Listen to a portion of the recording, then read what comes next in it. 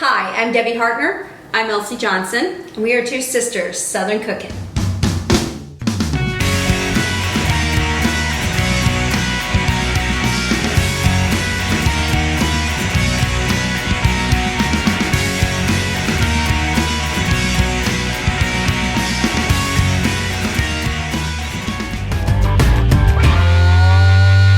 Hey guys, it's Debbie and Elsie, and we are here with our mom, Jean. Now, Mom's shy, and she doesn't want to be on camera. We respect that. But we wanted to interview her because she has a lot of knowledge about cooking. That's where we learned how to cook. We're coming up on the holiday season, so a lot of families will be doing a lot of cooking and a lot of different things. But today we're going to be talking about potatoes in particular. We might do this again in a few weeks because there are some dishes that pertain to more holiday foods that Mom has a lot of knowledge on that we will get some information out of her. This feels a little odd doing it this way, but we respect Mom not wanting to be on camera. She's never wanted to even have her picture taken. Yes. None less to say be on a video for sure. So we do respect her in that sense. So that's why we have the camera facing us, and we will be asking her some things. So you had a conversation with her. I did. We were talking about sweet potato pie the other day, and she was telling me about the different kinds of sweet potatoes. She asked me what kind I was going to put in our recipe, and I told her that I was looking for the Louisiana yellow yams, or the sweet potatoes. And she said that actually the ones from Mississippi Red. They have a minimal of strings in them, and They don't have a whole lot of strings, no, they don't. But the other does. Even some Georgia. of them will. The bigger the potato is, of course, the more string you're going to get. Okay. But otherwise, when you just have them like them, I have really had a lot of good luck with the sweet potato reds. Because, well, the red potato itself. Now, the Georgia sweet potato is fine.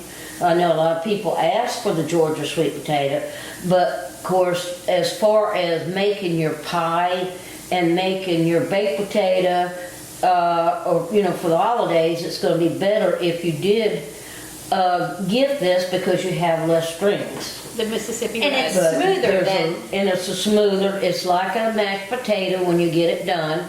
It's like it's really a very delicious potato as far as that's concerned. But Okay. They're sweet. They're very sweet, and not stringy. And also, you add the same stuff to a sweet potato pie.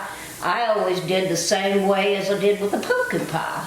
Yeah, and that makes sense because they're similar in texture. And we do, and of course, I have made quite a few sweet potato pies and a lot of pumpkin pies, but Yeah.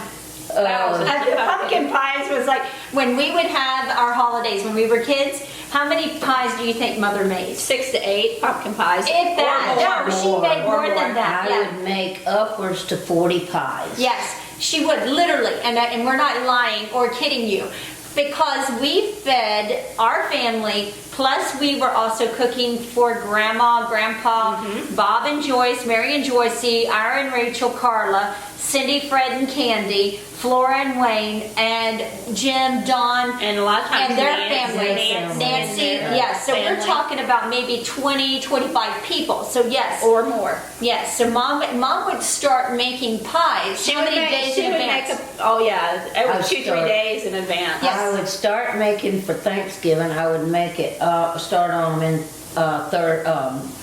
on a Tuesday. Yes, I remember that. And Yeah. then I made apple, blueberry, Yeah.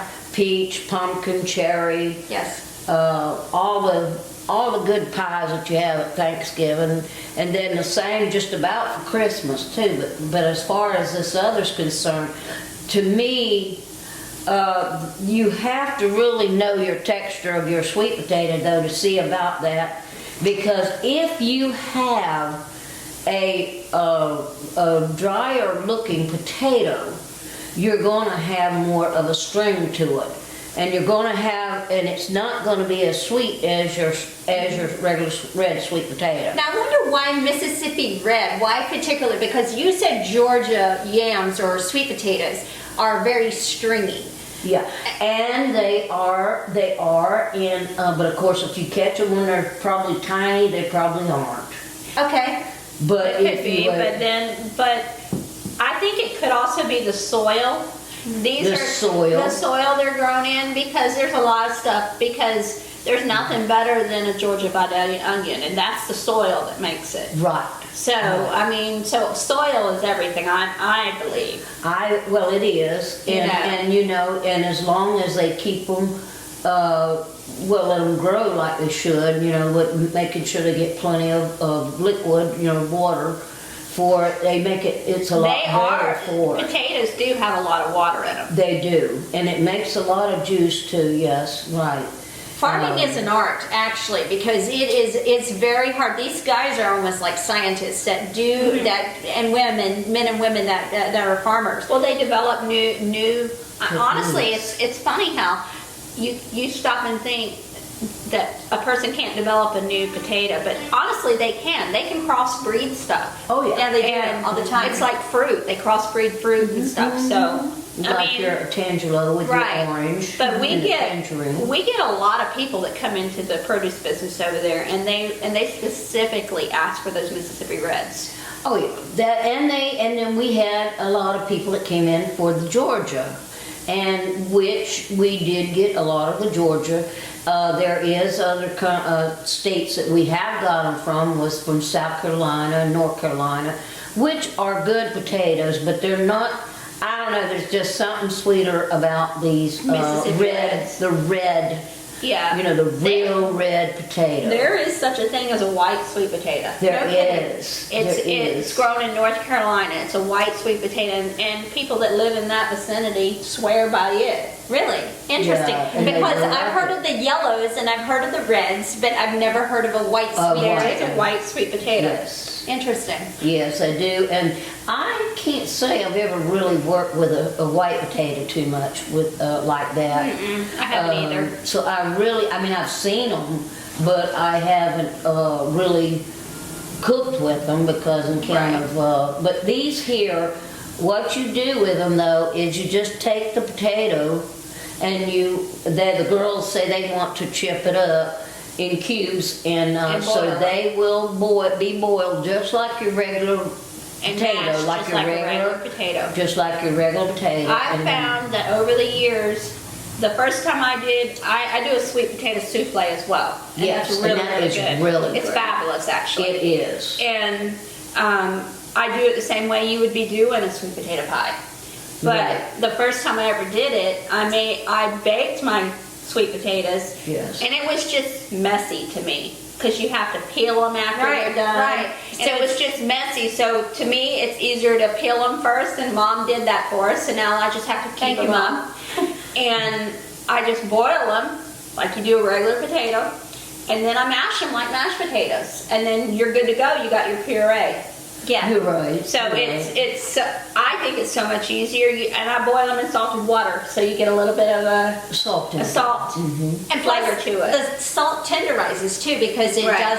it's a natural tenderizer. Right. But if you put like vanilla, nutmeg, or whatever Yes. else you want, cinnamon. Of course, I gotta have cinnamon in mine. Oh yeah. Right. But you put stuff like that in there, and your sugar. You don't really have to have a whole lot of sugar in these here type potatoes. As far as your white potatoes, which ones do you think are the better ones that we have over there? Of the Baking potatoes the or white the potato, white? I would say your Idaho potatoes. Okay, best. I would agree. Is that like the russet potatoes? No, No, it's different. No, russet is good, but it is not. It's not as good as that other. A russet potato, when you mash them, will get mushy. Idaho potato is the perfect texture. And that's what we have right now, Idaho potatoes. And And so that's what we make mashed potatoes with when we make When And you you make them, and have- you can tell a difference. Oh, The yes. Idaho potatoes, I think in a sense, Idaho has to be proud of their potato just like Georgia's proud of their Vidalia onion. Or honestly. the Or the Georgia peaches. peaches. Yes. Right. Yeah, Georgia Because peaches, their onions and all that. In my stuff, yeah. opinion, Idaho potatoes are far superior to the Yeah. others, depending on what you want to do with them. Okay. Depending on what you're making with them. Okay. There's another trick that I just found out that I think is really, really cool.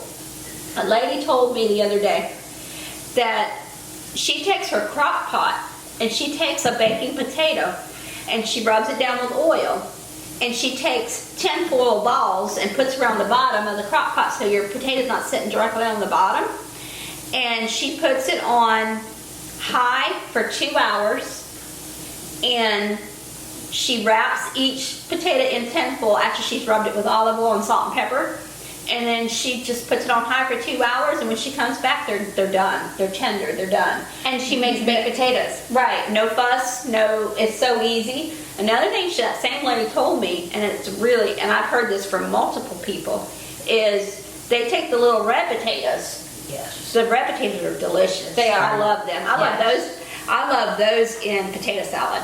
Oh, I do too. Those are good in potato salad. But And then- they take a plastic bag, like a Walmart bag or a grocery store bag, and they put 5 or 6 of the red potatoes in there. Wash them good, leave the moisture on them, prick a few holes in them, and then put them in the plastic bag, tie the bag loosely, put it in your microwave for 6 minutes, and they're done, just like that, in a plastic bag. In a regular, like a Walmart bag. Yep. And she swears by this. This is not the first lady that has told me that. Now me, as far as making mashed potatoes, to me the red potato is the best way. I It like makes the- it creamier. I like the red And a potatoes better mashed, and I like them with the skins on. Yeah, I like them with skins, and I like them with them Because I off, like to too. see the red skin in the mashed potato. Right. But I truly believe the Idaho potato makes a creamier potato. I like, to me, I mean, I like most of the potatoes, but as far as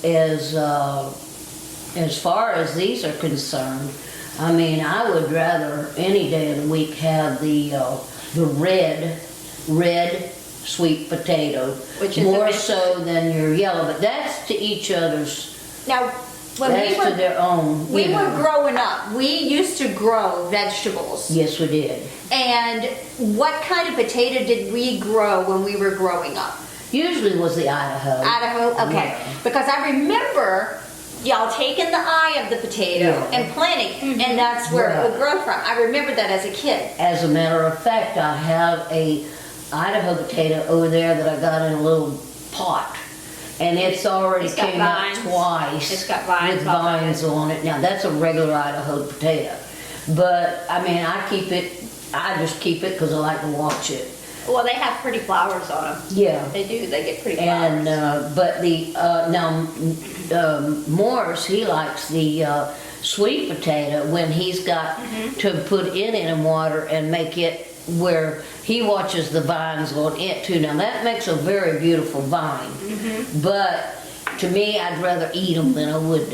Now, you're talking about him growing them over there. Yes. Okay. Yeah. Now, do you have how do you grow that? Because you don't have the eyes on the. These do get eyes. They Really? do get eyes. I They cut do get some eyes off. because, I did cut like, some. see these little things where she cut?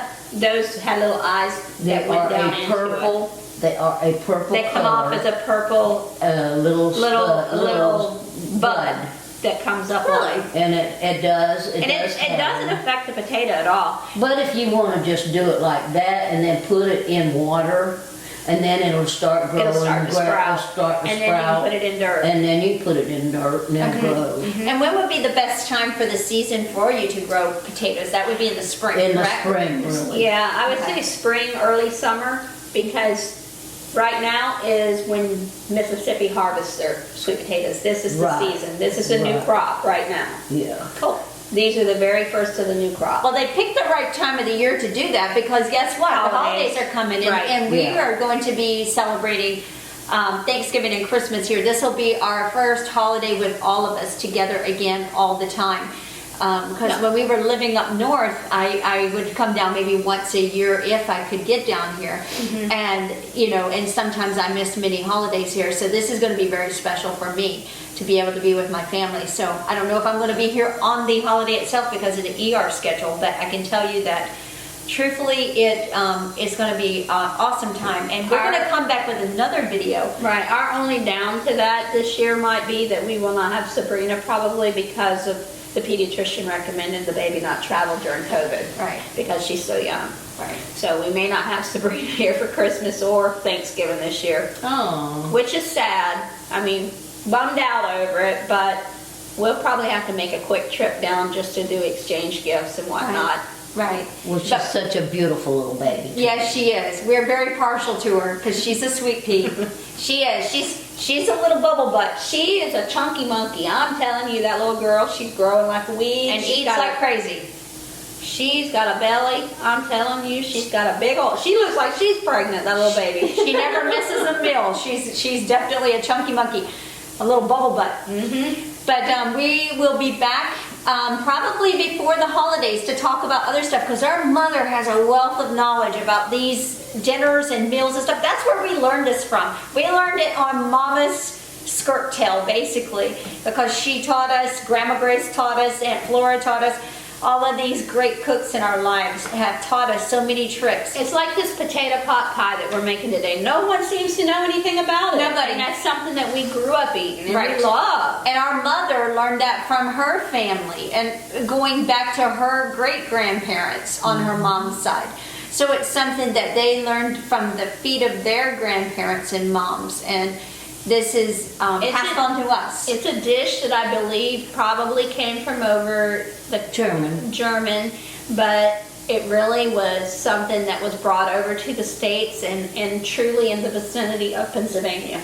Yeah, yeah. it is a Pennsylvania Dutch. Pennsylvania Dutch. Pennsylvania Dutch, because that's what we have in our heritage, is a lot of strong Pennsylvania Dutch stuff. But actually, I have to give the credit to my stepmother Yes. because she was the one that taught me so much stuff coming Well, Grandma up. was and that's the only person we knew was Grandma. Grandma was such a good cook. Yes. And such a good baker.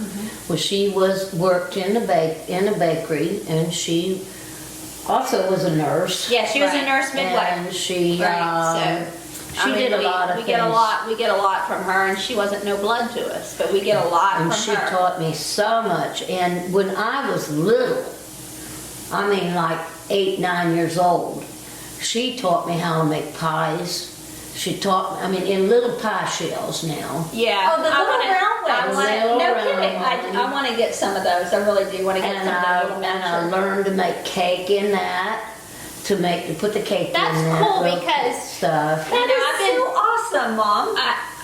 This is all going back to being with family and Yeah. getting your young kids involved, and that's how you do it with the little miniature stuff. Oh, Train 'em. yes. Yeah, It because it's makes- overwhelming when it's a big. Right, and you learn in the little pans and stuff, and that's stuff you can handle as a small child. Oh, yes, So, yes. and And that's- it was one thing that she did, and she was very strict, but I loved her to death anyway.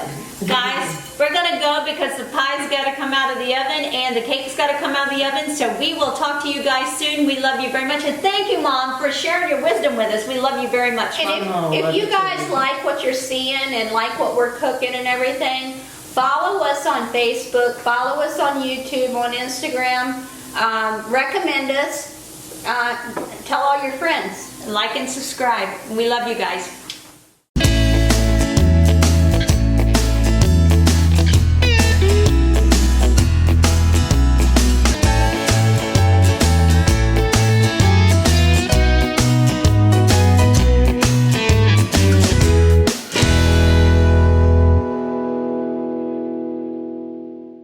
Hi, I'm Elsie. And I'm Debbie.